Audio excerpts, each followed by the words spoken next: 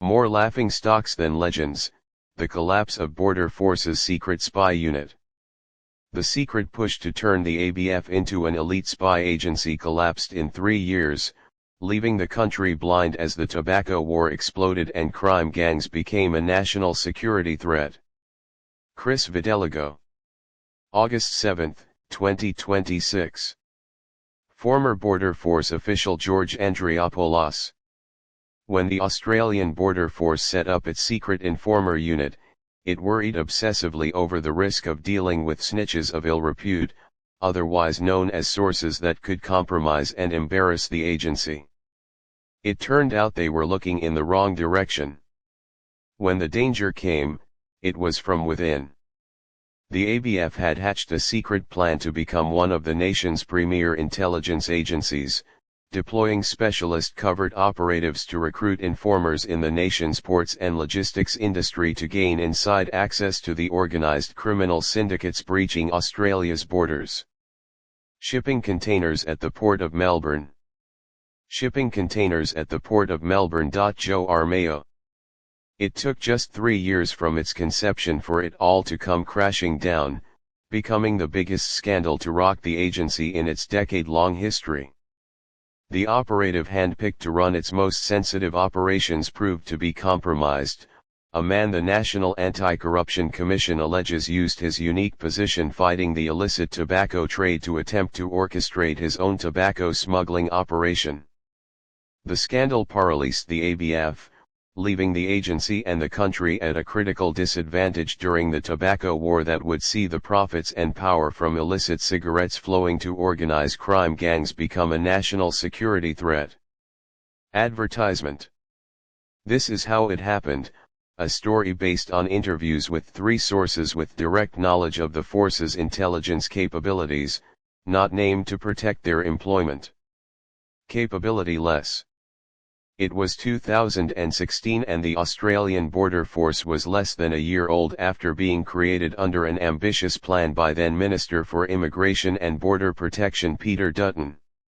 The new super agency's sweeping remit was guarding the country's sea and air borders, stopping drugs, guns, and other contraband, not to mention screening more than 20 million arrivals each year and turning back potential refugees and illegal fishers. Peter Dutton at the swearing-in ceremony of the inaugural Border Force Commissioner Roman Queedbleek on July 1, 2015. Peter Dutton at the swearing-in ceremony of the inaugural Border Force Commissioner Roman Queedbleek on July 1, 2015. Andrew Mears. Today is a significant day in the history of Australia's border protection. This heralds the beginning of a new chapter in Australia's border protection history. The ABF will be a world-class organisation dedicated to keeping Australia as safe, secure and economically competitive as possible, Dutton had announced on July 1, 2015. The ABF will be an agency focused on protecting our borders with the ability to gather intelligence and swiftly deal with existing and emerging threats across the complete border continuum. Advertisement. But, behind the scenes, remarkably little had evolved in the investigative and intelligence capabilities of this new super department. The ABF was a kind of Frankenstein monster, sewn together from several different components of the Australian Customs and Border Protection Service and the Department of Immigration, yet still missing critical appendages. It was empowered to investigate, prevent, and punish crime, and its officers were allowed to carry firearms, but it lacked almost any of the critical tools needed to battle organized crime. The ABF could legally conduct covert physical surveillance but had very little resources or skill to run those kinds of operations. The ABF's restricted powers had a massive practical hindrance to the force's ability to carry out its work. The ABF's restricted powers had a massive practical hindrance to the force's ability to carry out its work. Walter Peters.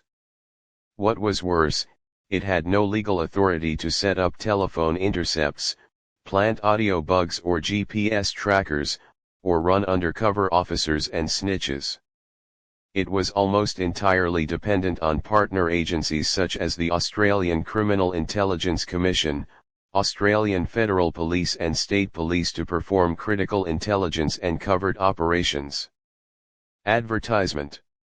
ABF had a real identity crisis. It was nonsense from the get-go, the kinds of things the ABF just couldn't do.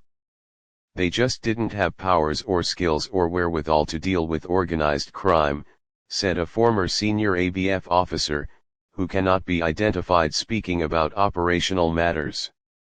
The huge gaps in capability were both embarrassing for a supposedly world-class organization and a massive practical hindrance to the ABF's work. Related article. Former Border Force official George Andriopoulos. Exclusive investigations. Coffee shop leaks, swapsies and corrupt conduct, report lifts lid on Border Force scandal. The ABF has long struggled with a low detection rate for identifying sea cargo containers containing illicit contraband in the millions that flow into Australian ports each year. It was as low as 10% in 2017. This was what led to a landmark meeting in June 2016 at Customs House in Canberra attended by the top brass and operators at ABF, known as the Strategic Command Group. It approved the creation of a human source unit, recruiting informers or snitches, in other words, as the way to supercharge its capabilities. The notion of developing a human source capability had been considered as far back as 2014 and, in this new push, the ABF claimed it could access intel no other law enforcement agency had. Advertisement. The plan was to use officers from both the Department of Immigration and Border Protection and ABF, given their experience and contacts dealing with people at the border. This meant targeting untapped potential sources inside the infrastructure used by organized crime to move people and contraband, including customs brokers, migration agents, logistics and port workers, and security personnel. The ABF believed other agencies had failed to investigate these areas because they lacked expertise and had other priorities. The plan would achieve this through the agency's own Special Operations Unit SU. Human sources will provide insight that cannot be gained by telecommunications interception or analysis of border detections at a fraction of the resource cost, the Strategic Command Group wrote. It was a total disaster. ABF source. Laying the groundwork for its new specialist unit saw the ABF consult more than 24 Australian and international law enforcement partners, including Her Majesty's Revenue and Customs in the UK, the US Federal Bureau of Investigation and Department of Homeland Security, and the Royal Canadian Mounted Police.